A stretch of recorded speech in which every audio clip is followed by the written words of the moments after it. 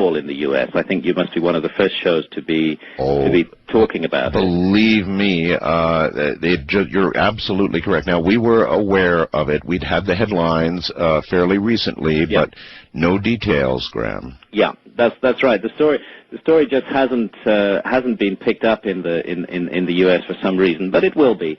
It'll gradually start dawning on people. Well, same deal with one in Cuba. The story is there if you have the right people doing the research, but it's not hitting.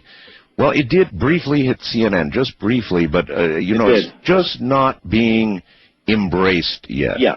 That's right, and it's very difficult to embrace. See, what happens is if somebody wanting to run a news item on this on the TV rings up some academic expert and says, well, what do you think of this story? He's going to say, oh, it's rubbish, forget about it. I know.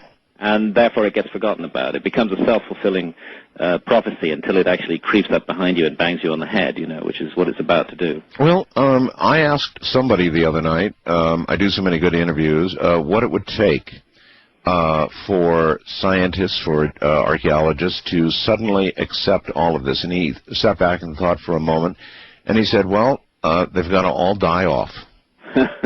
This is also true, unfortunately. Do you think it's that bad? And it's often the case with new ideas that they seem outrageous at the time. Later, when a whole generation has passed away and a new generation has become the establishment, those ideas get accepted.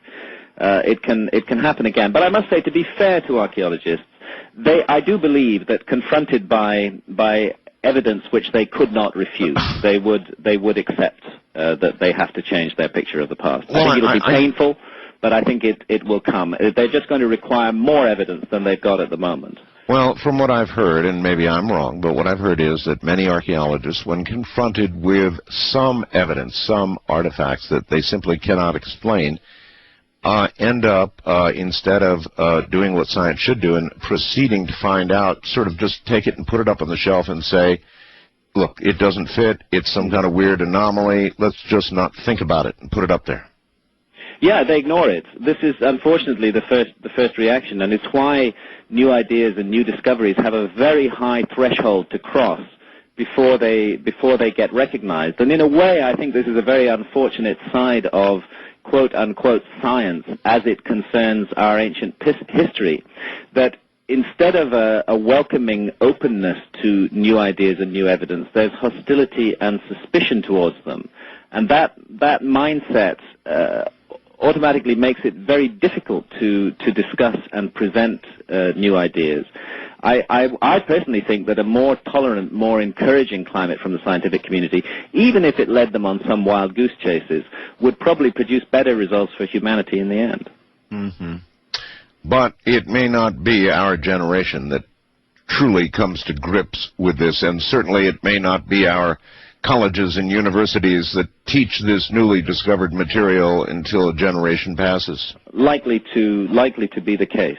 Likely to be a generation in this. They'll have to keep listening to this program and others like it, I guess, if they want to know what's really going on. That's sad. I understand you've also done something off the coast of Malta. Yeah, one area amongst several. I've got a new book coming out. This is not a plug because it won't be published in the U.S. Oh, you can have a plug. Go right ahead. It won't be published in the U.S. for another 6 months, but it's being published here in Britain.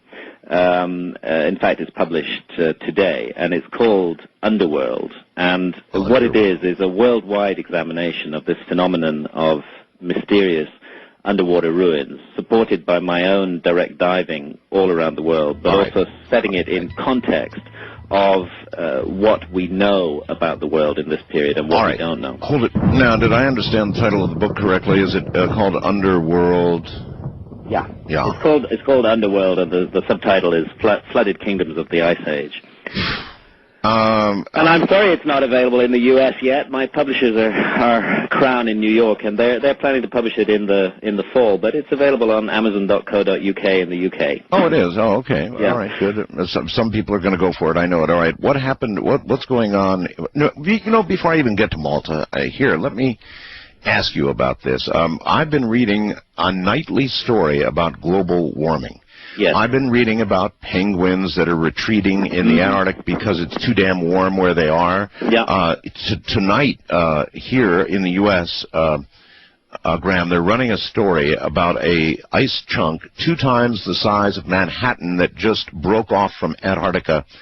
And when you begin to hear these stories, and you see our scientists and climatologists talking now about rapid climate change, boy, are they running a lot of stories about rapid climate change. Yeah, we clearly are in a period of very rapid climate change at the moment. Yeah. Well, if all of this ice were to melt, that would be very bad news. Well, if all of the ice in Antarctica were to melt, you would look at you'd look at every coastal city in the world being submerged. Yes, indeed. And so, is it possible, in your mind, that thousands and thousands of years could pass after an event like this, should it occur, and some future civilization that would be digging down or diving down and finding these remarkable cities that once existed? Interesting thought. New York and San Francisco.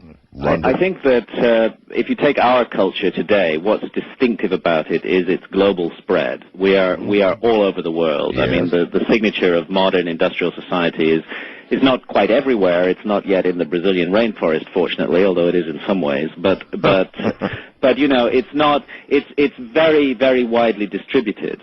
And therefore it would take more than global flooding millions of square miles of coastline to completely eliminate all traces of us. It would take something of the order of an asteroid or a comet strike, I think, to do that. But an earlier civilization that had confined itself to coastlines, that had chosen to live on the coast, which is a very sensible thing to do during an ice age when the inland areas are extremely cold and unpleasant and almost inhabitable, such a civilization would be selectively wiped out by flooding. So while we see the signs of some major change, or we might be on the precipice of a major change, that's fair speculation, certainly. I think it's very fair speculation that we're on the precipice of a major change. I think we have to realize that we as human beings are one of the most powerful forces operating in the world today.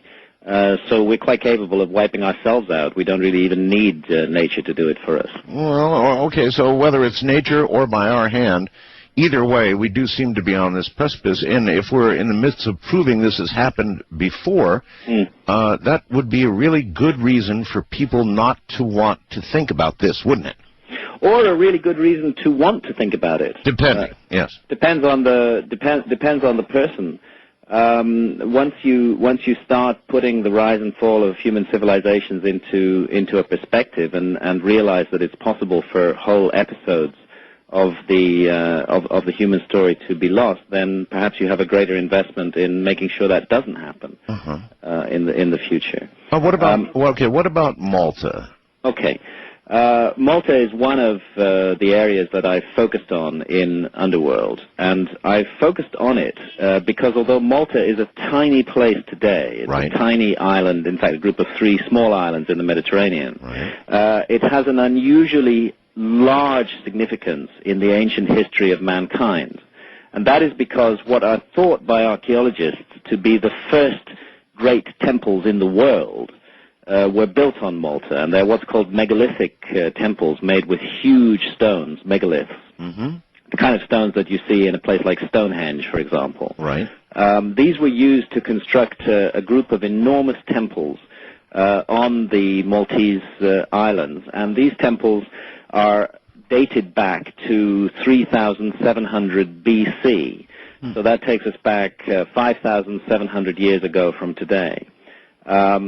They are the most spectacular and amazing temples you can imagine. Hardly anybody even hears of Malta, but my God, you go there and you see those temples. You see megaliths 20 feet tall, towering above you. You see stones that weigh up to 100 tons, which have been brought into position at the very dawn of history, and raised up into these enormous temples.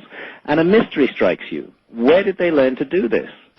what's the background to this? Yes. The oldest temple on Malta is, in many ways, the most advanced. It's an enormous temple called Gigantea. That's after local folklore that says it must have been the work of giants. And it's dated to